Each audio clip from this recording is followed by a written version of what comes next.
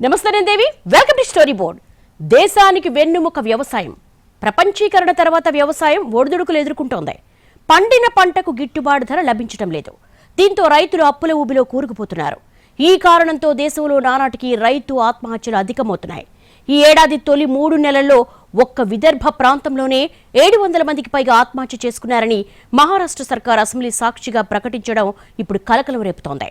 దేశంలో 140 కోట్ల మంది ప్రజలకు ఆహార భద్రత కల్పిస్తున్న రైతులకు ఆర్థిక భద్రత లేకుండా పోయింది. అన్నదాతలకు అడుగడుగునా కష్టాలు తప్పడం లేదు. సర్కారు స్కీములు ఇస్తున్నా అవి పూర్తి స్థాయిలో రైతులకు ఉపయోగపడటం లేదు. ప్రభుత్వాలు మరింత చొరవ చూపి రైతును నిలబెట్టాల్సిన అవసరం ఎంతైనా ఉంది. దేశంలో జనం ఎవరికైనా రుణపడి ఉంటారా అంటే అది రైతుకు, సైనికుడికి మాత్రమే. ఈ రోజుకి భారత్లో రైతు తన కష్టానికి తగిన ప్రతిఫలం పొందట్లేదు. ఇండియాలో ఈ రోజు తీవ్రమైన కరువు లేదు. జనానికి 3 పూట్ల తిండి దొరుకుతోంది. తెలుగు రాష్ట్రాల్లో చెరో 1 కోటి ఎకరాల వ్యవసాయం జరుగుతోంది. ప్రజలకు పీడీఎస్ ద్వారా ఆహార ధాన్యాలు అందుతున్నాయి. ఇంత జరుగుతున్న రైతు బ్రతుకు మాత్రం అంతంత మాత్రమే. రైతు సంక్షేమం గురించి అందరూ మాట్లాడటమే తప్ప రైతుకు జరిగే నష్టాన్ని భర్తీ చేసేవాళ్లు, రైతులు అన్ని విధాలా ఆదుకునేవాళ్లే లేరు. మనది వ్యవసాయ ఆధారిత దేశం. దాదాపు 83 కోట్ల మందికి పైగా ప్రజలు వ్యవసాయంపై ఆధారపడి ఉన్నారు. 70% గ్రామీణ మహిళలు వ్యవసాయం జీవన ఆధారంగా జీవిస్తున్నారు. 1991లో వచ్చిన సంస్కరణల తర్వాత 3 లక్షల మంది రైతులు ఆత్మహత్యలకు పాల్పడ్డారని నేషనల్ క్రైమ్ రికార్డ్స్ బ్యూరో లెక్కలు చెబుతున్నాయి. దేశంలో రోజుకు సగటున 46 మంది రైతులు ఆత్మహత్యలు చేసుకుంటున్నారు. అంటే ప్రతి అరగంటకు ఒక రైతు చనిపోతున్నాడని అర్థం. 1956లో వ్యవసాయ రంగ జీడీపీ 60% పైగా ఉంటే 2016-17 వచ్చేసరికి అది దాదాపు 12% పడిపోయింది. కానీ ఇంకా 50% పైగా ప్రజలు వ్యవసాయంపైనే ఆధారపడి జీవిస్తున్నారు. దేశంలో మొత్తం ఆత్మహత్యల్లో 11% రైతులవే ఉంటున్నాయి. ఆత్మహత్యల రేటులో ప్రతి 1,00,000 మంది జనాభాకు రైతులు 1.4% మంది ఆత్మహత్య చేసుకుంటున్నారు. అభివృద్ధి చెందిన రాష్ట్రాలైన దక్షిణాదిలోనే అత్యధికంగా రైతు ఆత్మహత్యలు జరుగుతున్నాయి. వ్యవసాయ రంగం తీవ్ర సంక్షోభంలో ఉండటం కారణంగా అనేక మంది రైతులు ఆత్మహత్యలు చేసుకుంటూ ఉన్నారు. కేంద్ర రాష్ట్ర ప్రభుత్వాలు చోద్యం చూస్తున్నాయే తప్ప వారిని ఆదుకునేటువంటి కార్యక్రమాలు ఏమాత్రం చేపట్టట్లేదు. గతంలో ఆల్ ఇండియా కిసాన్ మోర్చా వారి సహకారంతో దగ్గర 500 రైతు సంఘాలు ఒక సంస్థగా ఏర్పడి ఢిల్లీ దగ్గర 1 సంవత్సరం పాటు రోడ్ బ్లాక్ చేస్తే అప్పుడు యూపీ ఎన్నికలు వస్తున్న సందర్భంగా మోడీ గారు వాళ్లతో రిటర్న్గా ఒక అగ్రిమెంట్ ఇచ్చి ప్రతి పంటకి చట్టబద్ధత మినిమం సపోర్ట్ ప్రైస్ ఇస్తాము అని చెప్పి అగ్రిమెంట్ రైజ్ చేసి ఎన్నికలు అయిపోయిన తర్వాత దాన్ని తుంగలో దొక్కారు. దాని ఫలితమే ఇవాళ అక్రాస్ ది కంట్రీ అనేక రాష్ట్రాల్లో రైతులు ఆత్మహత్యలు చేసుకుంటా ఉన్నారు. పంట నష్టం, దివాళా, వ్యవసాయ సంబంధ సమస్యలు రైతు ఆత్మహత్యలకు ప్రధాన కారణాలని కేంద్రం విశ్లేషించింది. కూలీ రేట్లు అధికమవడం, వాతావరణ దుష్పరిణామాలు, ధరలు పెరుగుదల వంటివి కూడా కర్షకుల ఆత్మహత్యలకు దారితీస్తున్నాయి. పేద రైతులు ప్రధానంగా అప్పులపై ఆధారపడి వ్యవసాయం చేస్తారు. తక్కువ సమయంలోనే అప్పులు చెల్లించాల్సి ఉండడంతో తీవ్ర ఒత్తిడికి గురవుతున్నారు. అధిక వడ్డీ రేట్లు ఉండడం, మొదటి దఫా అప్పు చెల్లించకపోవడంతో రెండో దఫా నిరాకరించడం, రైతులకు ఇవ్వాల్సిన రుణాలను ఇతర రంగాలకు మళ్లించడం వంటివి కూడా సమస్యలుగా మారుతున్నాయి. రైతులకు కొంత మొత్తంలోనే రుణాలిచ్చిన బ్యాంకులు రుణమాఫీని కూడా క్రమశిక్షణ రాహిత్యంగా చెప్పాయి. అది ఆర్థిక వ్యవస్థకు మంచిది కాదని ప్రభుత్వాలకే హితో చెప్పే సాహసం కూడా చేశాయి. జీవన వ్యయం రోజురోజుకు పెరిగిపోతూ ఉండడంతో దాన్ని అందుకోలేని రైతు ఆత్మహత్యే శరణ్యమనుకుంటున్నాడు. రైతులకొచ్చే అరాకుర ఆదాయంతో కనీస అవసరాలు తీర్చుకోలేక, ప్రత్యామ్నాయ ఆదాయ వనరులు లభించక వ్యవసాయ వృత్తిలోనే కూరుకుపోవడంతో రైతు తీవ్ర మానసిక క్షోభతో ఆత్మహత్యకు పాల్పడుతున్నాడు. అప్పు అనేది సామాజికంగా రైతును కుంగదీస్తుంది. తనకొచ్చే ఆదాయంతో అప్పు తీర్చలేకపోతున్నాడు రైతు. దీనికి తోడు కుటుంబ ఖర్చులు పెరుగుతున్నాయి. గతంలో మాదిరిగా ఇంటిల్లిపాది వ్యవసాయ పనుల్లో పాలు పంచుకునే పరిస్థితులు ఇప్పుడు లేవు. దీంతో కుటుంబ సభ్యులను సంతృప్తి పరచలేక పరువు పోతుందనే ఆవేదనతో నిస్సహాయ స్థితిలో రైతులు ఆత్మహత్యలకు పాల్పడుతున్నారు. వ్యవసాయం అసంఘటిత రంగంలో ఉండడంతో పథకాలు కూడా లబ్ధిదారులకు సరిగా చేరడం లేదు. అందుకే తెలుగు రాష్ట్రాల్లో మిగతా రాష్ట్రాలతో పోలిస్తే రైతులకు బాగానే చేయూత లభిస్తున్నా ఆశించిన ఫలితాలు రావడం లేదు. తెలంగాణలో రుణమాఫీ, రైతు భరోసా లాంటి పథకాలున్నాయి. ఏపీలోనూ అన్నదాతకు ఆర్థిక సాయం అందుతోంది. అయినా సరే రైతులు నిలదొక్కుకోలేకపోతున్నారు. వ్యవసాయంలో పేరుకుపోయిన సమస్యలు కర్షకుల్ని కుంగదీస్తున్నాయి. అందుకే కేవలం ఆర్థిక సాయంతో అన్నదాతకు భరోసా ఇవ్వడం కుదరదని చాలా మంది నిపుణులు కూడా అభిప్రాయపడుతున్నారు. వ్యవసాయ రంగానికి ప్రతి దేశంలో ఎప్పుడైనా ప్రభుత్వం యొక్క సహకారం లేకుండా వ్యవసాయ రంగం అభివృద్ధి కాదు. ఎందుకు కాదు? ఇరిగేషన్ సౌకర్యం రైతులు వాళ్ళకి వాళ్ళు కల్పించుకోలేరు, ఎరువులు వాళ్ళు తయారు చేసుకోలేరు, అలాగే విత్తనాలు కూడా వాళ్ళు తయారు చేసుకోలేరు. ఇప్పుడు మారుతున్న పరిస్థితుల్లో కొత్త టెక్నాలజీ వచ్చిన తర్వాత ప్రకృతి వైపరీత్యాలు వచ్చి నష్టం జరిగితే ప్రభుత్వం కొంత సహాయం చేయాలి. ఇలా అన్ని రూపాలలో మార్కెట్లో ధర విషయంలో కూడా ప్రభుత్వమే నిర్ణయించాలి. కాబట్టి ప్రభుత్వ సహకారం లేకుండా వ్యవసాయ రంగం ఉండదు. వ్యవసాయ దిగుబడుల విషయంలోనూ మన దేశం చాలా వెనుకబడి ఉంది. హరిత విప్లవం తర్వాత దిగుబడి పెరిగిన మాట నిజమే అయినా ఇతర దేశాలతో పోలిస్తే మన దగ్గర ఉత్పాదకత ఇంకా తక్కువగానే ఉంది. ఇక పంటలు అమ్ముకోవడానికి రైతులకు చుక్కలు కనిపిస్తున్నాయి. మార్కెట్లలో తీవ్ర అవినీతి చోటు చేసుకుంటోంది. ప్రభుత్వాలు ఈ అవినీతిని కట్టడి చేయలేక చేతులెత్తేస్తున్నారు. అందుకే ఏటా మద్దతు ధర ప్రకటిస్తున్న పంటలకు కూడా పూర్తి స్థాయి ధర దక్కడం లేదని రైతులు వాపోతున్నారు. రైతు సమస్యలకు పరిష్కారాలు సూచించడానికి వ్యవసాయంపై సమగ్ర విధాన రూపకల్పనకు 2004లో ప్రొఫెసర్ ఎంఎస్ స్వామినాథన్ అధ్యక్షతన జాతీయ రైతు కమిషన్ ఏర్పాటు చేశారు. పంటలకు మద్దతు ధర ఇవ్వడమే కాదు, ఆ మద్దతు ధరను నిర్ణయించడానికి తీసుకునే ప్రాతిపదికల విషయంలోనూ శాస్త్రీయత ఉండాలనే అభిప్రాయం వచ్చింది. రైతు పెట్టుబడి వ్యయాన్ని లెక్కగట్టి ఒక పంటకు ప్రభుత్వం ఇచ్చే కనీస ధరను మద్దతు ధరగా వ్యవహరిస్తారు. ఈ ధర కంటే తక్కువ ధరకు పంట ధరను పడిపోనివ్వదు. దీన్ని commission for agriculture costs and prices నిర్ణయిస్తుంది. రబీ, ఖరీఫ్ పంటలకు వేర్వేరుగా కనీస మద్దతు ధర ఉంటుంది. రైతు ఆత్మహత్యలు ఆగాలంటే పంటలకు గిట్టుబాటు ధరను కల్పించడం చాలా కీలకం. రైతు హక్కులు కూడా మానవ హక్కులే. దానిపై ఒక సమగ్ర విధానాన్ని రూపొందించాలి. వ్యవస్థాగత రుణాలు కల్పించాలి. రైతులకు సరైన శిక్షణ ఇచ్చి లాభాలు పొందేట్టు చేయాలి. సామాజికంగా పౌరులు, మీడియా, ఇతర స్వచ్ఛంద సంస్థలు రైతు సమస్యలను తీవ్రమైన, ముఖ్యమైన అంశంగా పరిగణించి ఆత్మహత్య నివారణ అవగాహన కార్యక్రమాలు చేపట్టాలి. రైతు లేని రాజ్యం నిలవదు. రైతును కాపాడుకుంటేనే రాజ్యం సస్యశ్యామలమవుతుంది. అందుకే రైతుల ఆత్మహత్యలను నిరోధించి రైతుకు ముఖ్యమైన స్థానం ఇచ్చి కాపాడాలి. వ్యవసాయంలో మహిళలు అత్యధిక సంఖ్యలో ఉన్నారు కాబట్టి వారి సంక్షేమానికి ప్రత్యేక పథకాలు రూపొందించాలి. రుణాలు, రుణ హామీలు, రుణ బదిలీలు, మాఫీలు అన్నింటికీ చట్టబద్ధత కల్పించి ప్రభుత్వాలు, బ్యాంకులు జవాబుదారీగా వ్యవహరించాలి. 2017 మార్చి 28న గుజరాత్లో రైతు ఆత్మహత్యలపై దేశ అత్యున్నత న్యాయస్థానంలో citizens resource and action and initiative అనేటువంటి స్వచ్ఛంద సంస్థ వేసిన పిటిషన్పై తీర్పు వచ్చింది. సుప్రీంకోర్టు రైతు ఆత్మహత్యల అంశాన్ని చాలా ప్రాధాన్య అంశాలుగా పరిగణించింది. రైతులు చనిపోయాక పరిహారం ఇచ్చి అదే పరిష్కారం అనుకోవడమే తప్పని సూత్రీకరించింది. బ్యాంకుల నుంచి రుణాలు తీసుకుని మళ్లీ వాటిని చెల్లించలేక రైతులు ఆత్మహత్యలకు పాల్పడుతున్నారు. దశాబ్దాల తరబడి రైతులు చనిపోతున్నా ఆత్మహత్యల వెనుక అసలైన సమస్యను పరిష్కరించే చర్యలు లేకపోవడంపై సుప్రీం ఆశ్చర్యం వ్యక్తం చేస్తుంది. ప్రపంచవ్యాప్తంగా నేడు ప్రతి రంగాన్ని కృత్రిమ మేధ ప్రభావితం చేస్తోంది. వ్యవసాయ రంగంలోనూ ఈ సాంకేతికత కీలక పాత్ర పోషిస్తోంది. రాబోయే రోజుల్లో సాగు స్వరూపాన్ని ఏఐ పూర్తిగా మార్చివేసేలా ఆవిష్కరణలు జరుగుతున్నాయి. అనేక దేశాలు యాంత్రీకరణను తాటుకుని స్మార్ట్ వ్యవసాయం వైపు పరుగులు తీస్తున్నాయి. ఇండియాలోనూ అటువైపు అడుగులు పడుతున్నాయి. కృత్రిమ మేధ, డేటా ఆధారిత పరిష్కారాలు సాగులో కొత్త శకానికి నాంది పలుకుతున్నాయి. 1960లో వచ్చిన హరిత విప్లవంతో దేశీయంగా ఆహారోత్పత్తి గణనీయంగా పెరిగింది. అదే సమయంలో నీటి కొరత విచ్చలవిడిగా, రసాయన ఎరువులు, పురుగుల మందు వాడకం వంటి సవాళ్లను సాగురంగం ఎదుర్కొంటోంది. వీటికి తోడు పంటలపై వాతావరణ మార్పుల ప్రభావం తీవ్రంగా ఉంటోంది. ఈ సమస్యలను పరిష్కరించడానికి, భవిష్యత్తు తరాలకు ఆహార భద్రతను అందించడానికి కృత్రిమ మేధ, బిగ్ డేటా అనలిటిక్స్ వంటి అత్యాధునిక సాంకేతికతలు ఉపయోగపడతాయి. వ్యవసాయంలో స్థిరత్వం సాధించడానికి ఏఐ ముఖ్య సహాయకారిగా మారుతోంది.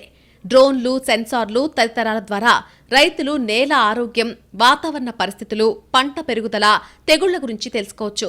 ఈ సాంకేతికతలు వనరులను సమర్థంగా వినియోగించుకోవడానికి, నీటిపారుదల, పంటల రక్షణకు సంబంధించిన నిర్ణయాలు తీసుకోవడానికి తోడ్పడతాయి. ఏఐ ఆధారిత ముందస్తు విశ్లేషణల సాయంతో మార్కెట్ పోకడలను తెలుసుకుని నష్టాలను తగ్గించుకోవచ్చు. నేల స్వభావం, పంట రకాలు, పర్యావరణ పరిస్థితులకు అనుగుణంగా సాగు పద్ధతులను ఏఐ సాంకేతికత సూచిస్తుంది. వాటి ద్వారా పర్యావరణ మార్పుల ప్రభావాన్ని తగ్గించడంతో పాటు పంటల ఉత్పాదకతను పెంచుకోవచ్చు. ఏఐ ఆధారిత చాట్బాట్లు, మొబైల్ యాప్లతో ఉత్తమ వ్యవసాయ విధానాలను అన్నదాతలకు తెలియజెప్పొచ్చు. సహజ వనరుల నిర్వహణ, పర్యావరణ పరిరక్షణలో ఏఐ, డేటా అనలిటిక్స్ కీలక పాత్ర పోషిస్తాయి. ఉపగ్రహ చిత్రాలు, భౌగోళిక సమాచారాన్ని విశ్లేషించడం ద్వారా అటవీ నిర్మూలన, నేల క్షీణత, నీటి కాలుష్యాన్ని పర్యవేక్షించవచ్చు. పర్యావరణ వ్యవస్థలను, జీవ వైవిధ్యాన్ని సంరక్షించడానికి ఇవి తోడ్పడతాయి. ప్రపంచ జనాభా 2050 నాటికి 1000 కోట్లకు చేరుతుందని అంచనా. పెరిగే జనాభాకు అనుగుణంగా పంట దిగుబడులను సాధించాలి. ఆహార కొరతను అధిగమించడానికి ఉత్పాదకతను పెంచడమే పరిష్కారం. ఈ విషయంలో ప్రపంచంలోని చాలా దేశాలు అనేక సవాళ్లు ఎదుర్కొంటున్నాయి. వాతావరణ మార్పులు, పెరుగుతున్న కాలుష్యం వల్ల విత్తనాలు విత్తడానికి సరైన సమయాన్ని నిర్ణయించడం రైతులకు సవాలుగా మారింది. కృత్రిమ మేధా సహాయంతో కర్షకులు వాతావరణ పరిస్థితులను విశ్లేషించవచ్చు. మన దేశంలో వ్యవసాయంలో ఏఐ డేటా ఆధారిత అనువర్తనాలను విస్తృతంగా ఉపయోగించడానికి ప్రభుత్వ ఏజెన్సీలు, పరిశోధనా సంస్థలు, వ్యవసాయ సంఘాల సమిష్టి కృషి అవసరం. ఇండియాలో ఎక్కువ మంది చిన్న, సన్నకారు రైతులే. తమకున్న చిన్న కమతాల్లో ఆధునిక పరికరాలను వినియోగించడం వారికి సమస్యగా మారింది. భవిష్యత్తులో సాగు మొత్తం ఏఐ కేంద్రంగానే జరిగే అవకాశం ఉంది. దానికి అనుగుణంగానే వ్యవస్థలను సమాయత్తం చేయడం ప్రభుత్వాల కర్తవ్యం. పల్లెలే దేశానికి పట్టుగొమ్మలు అన్నారు మహాత్మా గాంధీ. ఎందుకంటే ఆ పల్లెలు వ్యవసాయం చేస్తేనే పట్టణాలు బతుకుతున్నాయి, మనుషుల మనుగడ సాగుతోంది. మనది వ్యవసాయ ఆధారిత దేశం. ఒకప్పుడు దేశ జీడీపీలో వ్యవసాయందే సగం వాటా ఉండేది. అయితే ఇప్పుడు వాటా తగ్గినా వ్యవసాయ ఉత్పత్తి మాత్రం బాగానే పెరిగింది. ఇన్నేళ్లలో ఆహార లోటు స్థాయి నుంచి ఆహార మిగులు స్థాయికి ఎదిగింది ఇండియా. కానీ రైతు మాత్రం పెద్దగా ఎదగలేకపోతున్నాడు. దేశానికి స్వాతంత్ర్యం వచ్చినప్పటి నుంచి ఇప్పటి వరకు వ్యవసాయ రంగంలో అనేక మార్పులొచ్చాయి. ఒక సందర్భంలో వ్యవసాయమే దేశం కన్నీళ్లను తుడిచిందే, ఎంతో మందికి ఉపాధినిచ్చిందే. అంతెందుకు, ఇన్నేళ్ల ప్రయాణంలో ఉపాధి కల్పించడంలో వ్యవసాయ రంగమే ముందుందే. వాస్తవానికి స్వాతంత్ర్యం వచ్చిన తర్వాత వ్యవసాయ రంగం అనేక సవాళ్లను ఎదుర్కోవాల్సి వచ్చింది. పేదరికాన్ని నిర్మూలించడంలోనూ వ్యవసాయ రంగాన్ని కీ రోల్. కానీ వ్యవసాయం చేసేవాడు మాత్రం ఇప్పటికీ పేదవాడిగానే ఉన్నాడు. దానికి కారణం స్వాతంత్ర్యం వచ్చినప్పటి నుంచి ఈ రంగం ఎన్నోసార్లు హెచ్చుతగ్గులను చూడాల్సి వచ్చింది. మనకు వ్యవసాయం కొత్తేమీ కాదు. సింధులోయ నాగరికత కాలం నుంచే మన దేశంలో వ్యవసాయం చేస్తున్నారు. కానీ పెరుగుతున్న జనాభా, కాలం చెల్లిన సాంకేతికత, కేవలం వర్షాలపైనే ఎక్కువగా ఆధారపడడం లాంటి వాటి వల్ల నష్టాలు వచ్చేవి. 1960లో దేశంలోని ఎక్కువ మంది ప్రజలు వ్యవసాయమే చేస్తున్నా ఆహార ధాన్యాల మిగులు మాత్రం చాలా తక్కువ. దాంతో మన నాయకులు ఎన్నో రకాల ప్రయత్నాలు చేసి చివరికి వ్యవసాయాన్ని నిలబెట్టారు. దాంతో ఆహార ధాన్యాల ఉత్పత్తి పెరగడమే కాకుండా చెరుకు, పత్తి, నూనె గింజలు, జనపనార లాంటి ఇతర పంటల ఉత్పత్తి కూడా బాగా పెరిగింది.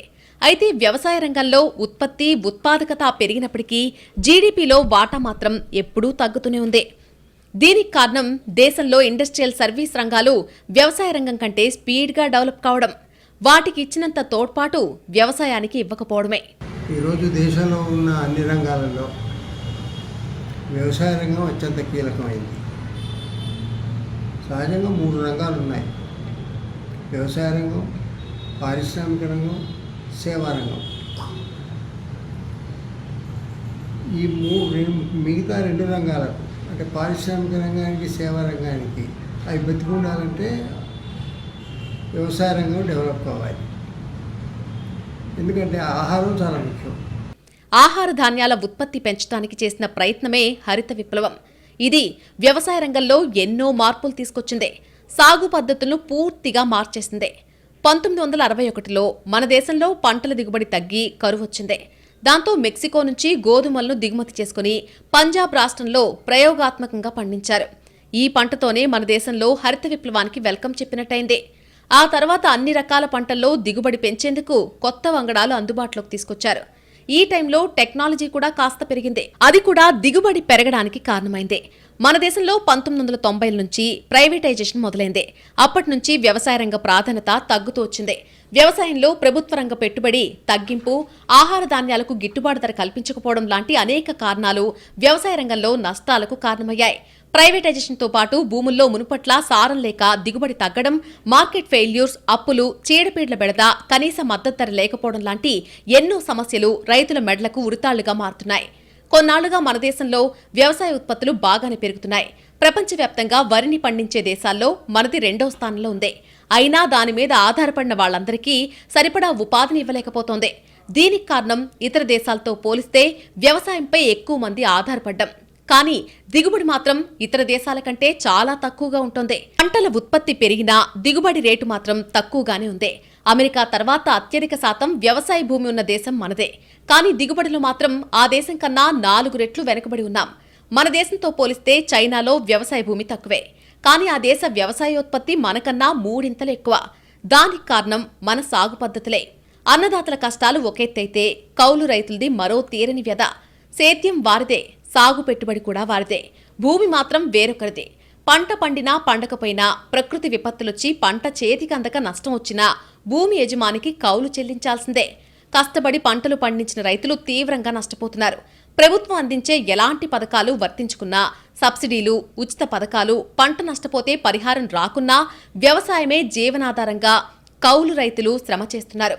కౌలు రైతుల్లో చిన్న, సన్నకారు రైతులే అధికంగా ఉన్నారు. కౌలు రైతులు గ్రామాల్లో 2 రకాలుగా ఉన్నారు. పూర్తి స్థాయిలో భూమి లేనివారు ఇతరుల నుంచి భూమి తీసుకుని సాగు చేస్తున్నారు.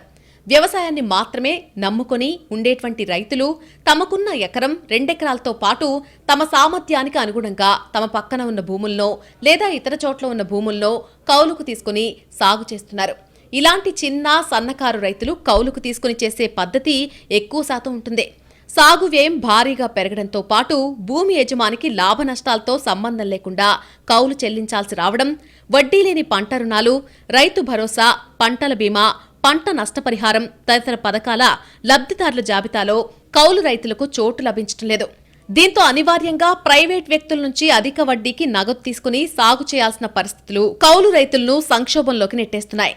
అతివృష్టి వచ్చినా, అనావృష్టి వచ్చినా తట్టుకుని సాగు చేసినా చివరకు నష్టాలే మిగులుతున్నాయి. ఏ దేశంలో రైతుకు అన్ని విధాల గౌరవం దక్కాలి. రైతు వేసే ప్రతి పంటకు గిట్టుబాటు ధర ఇవ్వాలి. రైతుకు ఆర్థిక భరోసా ఇవ్వాలి. అంతిమంగా రైతుకు పంట పండించే పని మాత్రమే ఉండాలి. మిగతా తలనొప్పులేం లేని వ్యవస్థను అందుబాటులోకి తేవాలి. పారిశ్రామికవేత్తలకు వేల కోట్లు, లక్షల కోట్లు ఇస్తున్నారు. అదేదో రైతులకు ఇస్తే వ్యవసాయంలో సుస్థిరాభివృద్ధి సాధ్యమవుతుంది.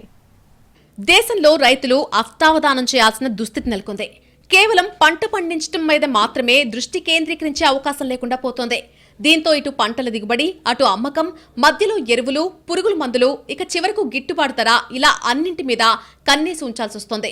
దీంతో రైతుకు తెలియకుండానే ఒత్తిడి పెరిగిపోతోంది. ప్రశాంతంగా, ప్రకృతి సిద్ధంగా జరగాల్సిన జీవన విధానంలో భాగం కావాల్సిన వ్యవసాయం ఇప్పుడు పరుగు పందెంలా తయారై రైతుల్ని క్షణక్షణం గండాల పాల్చేస్తోంది. ప్రభుత్వాలు కూడా పరోక్షంగా ఈ రన్నింగ్ రేస్ను ఎంకరేజ్ చేస్తున్నాయి. అలా కాకుండా రైతులు పంటలు పండిస్తే చాలు, మిగతా సంగతి మేం చూసుకుంటాం అనే భరోసా మాత్రం ఇవ్వలేకపోతున్నాయి. నాణ్యమైన విత్తనాలు, సకాలంలో ఎరువులు, చివరిగా గిట్టుబాటు ధరకు మాది బాధ్యత, మీరు అధిక దిగుబడులపై దృష్టి పెడితే చాలు అనే హామీ అన్నదాతలకు ఏ సర్కార్ నుంచి అందడం లేదు. ఆ దిశగా ప్రయత్నాలు జరిగితేనే సాగు పట్టాలెక్కి సాఫీగా సాగే అవకాశం ఉంటుంది. జై జవాన్ జై కిసాన్ అనే నినాదంతో ఆనాడు లాల్ బహదూర్ శాస్త్రి ఇచ్చిన నినాదం ఏదైతే ఉందో దాని మూలంగానే ఇవాళ అక్కడ సైనికుడు దేశ రక్షణ గావిస్తూ ఉంటే రైతు ఇక్కడ మనకి 140 కోట్ల జనాభాకి కావాల్సినటువంటి ఆహార పదార్థాలని, అట్లాగే పాలని అన్నిటినీ ఉత్పత్తి చేసి వారికి ఏ విధమైనటువంటి పౌష్టిక లోపం లేకుండా చేయగలుగుతూ ఉన్నాడు. రాజ్యాంగం ప్రకారం కేంద్ర ప్రభుత్వం యొక్క బాధ్యత ప్రతి పౌరుడికి పౌష్టికాహారం లభించేటట్టు చేయటం. ఆ బాధ్యతని రైతు నిర్వర్తిస్తున్నా రైతుకి అందాల్సినటువంటి సహాయ సహకారాలు అందట్లేదు. ఒక 11 మందికి కేవలం 3 లక్షల కోట్ల రూపాయలు అప్పులు, బ్యాంకులు ఉన్న అప్పులు రద్దు చేయగలిగిన వాళ్ళు లక్షలాది మంది రైతులకు ఉన్నటువంటి అప్పుల్ని మా అయితే 1,50,000 కోట్లు, 1,40,000 కోట్లు అయ్యేదాన్ని ఒక్కసారిగా మాఫీ చేయమని అడుగుతా ఉంటే దాని గురించి పట్టించుకున్న నాదులు లేడు. దేశంలో 60% మందికి జీవనాధారమైన వ్యవసాయం ఇప్పుడు సంక్షోభంలో ఉంది. సాగు రంగంలో చట్టాల పాత్ర పెరుగుతుంది. కానీ ఆ చట్టాలు తెలిసి ఉండి వాటిని వినియోగించుకోగలిగితేనే ఏరువాకా సాగే పరిస్థితులొచ్చాయి. దుక్కి దున్నే నాటి నుంచి పండించిన పంటను మార్కెట్లో అమ్మేదాకా రైతులు ఎదుర్కొనే సమస్యలు ఎన్నో ఉన్నాయి. తినడానికి తిండి కోసం పంటలు పండించే దశ నుంచి మార్కెట్లో విక్రయించడం కోసం పండించే దశ వరకు వ్యవసాయ రంగంలో ఎన్నో మార్పులు చోటు చేసుకుంటున్నాయి. అలాగే మారుతున్న సవాళ్లు, ఆ మార్పులకు తగ్గట్టుగా సాగు సాఫీగా సాగడం, ఇలా దీనికోసం పలు చట్టాలు, నియమాలు అమల్లోకొచ్చాయి. వ్యవసాయ వ్యాపారీకరణ చట్టాల అవసరాన్ని మరింత పెంచింది. అందుకు తగ్గట్టుగా రైతుల మేలు కోసం ప్రభుత్వం పలు చట్టాలు చేసింది. ఆర్థిక సరళీకరణ, ప్రపంచ వాణిజ్య ఒప్పందాల కారణంగా గత 30 ఏళ్లలో పదుల సంఖ్యలో కొత్త చట్టాలొచ్చాయి. భూమి, వ్యవసాయం, ఆహారానికి సంబంధించి ఇప్పుడు ఒక్కో రాష్ట్రంలో 200కు పైగా చట్టాలున్నాయి. కేవలం తినడం కోసం పంటలు పండించిన రోజుల్లో చట్టాలతో పెద్దగా పనిలేదు. భూమి శిస్తు వసూలు చేయడం ఆరంభమైన నాటి నుంచే సాగు చట్టాల అవసరం ఏర్పడింది.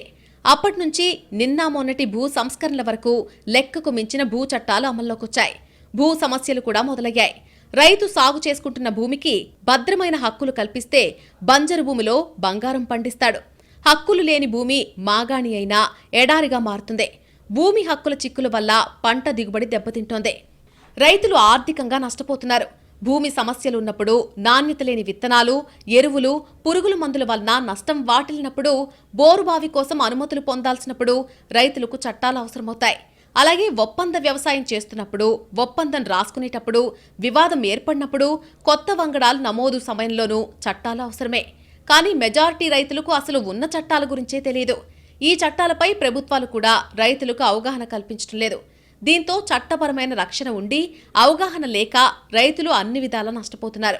2% జనాభా కూడా వ్యవసాయంలో లేని అమెరికాలో గత 100 ఏళ్ల నుంచి వ్యవసాయ చట్టాలపై విస్తృత అధ్యయనాలు జరుగుతున్నాయి. ప్రపంచంలో ఎక్కడా లేని విధంగా న్యాయ కళాశాలలో వ్యవసాయ చట్టాలపై లా కోర్సులు నిర్వహిస్తున్నారు. వ్యవసాయ చట్టాలపై మాస్టర్స్ లా డిగ్రీ ఇచ్చే కోర్సు అర్కాన్సాస్ వర్సిటీలో ఉంది. బహుశా ప్రపంచంలో ఇది ఏకైక కోర్సు. ఈ వర్సిటీలోనే అక్కడి ప్రభుత్వం సాగు చట్టాల అధ్యయన కేంద్రం, సాగు చట్టాల గ్రంథాలయాన్ని ఏర్పాటు చేసింది.